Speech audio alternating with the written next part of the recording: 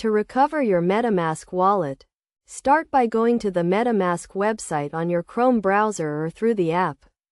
Once you're on the MetaMask page, you'll need to agree to the terms of use.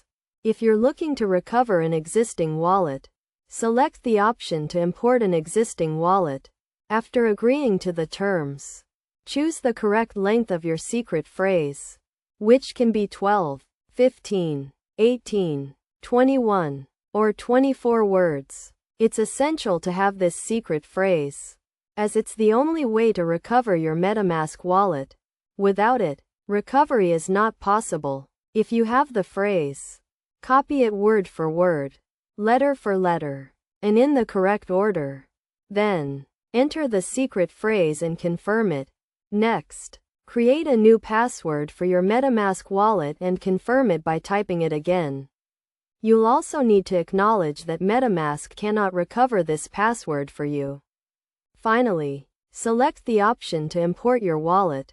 Once you've completed these steps, you should see a confirmation that your wallet has been successfully recovered.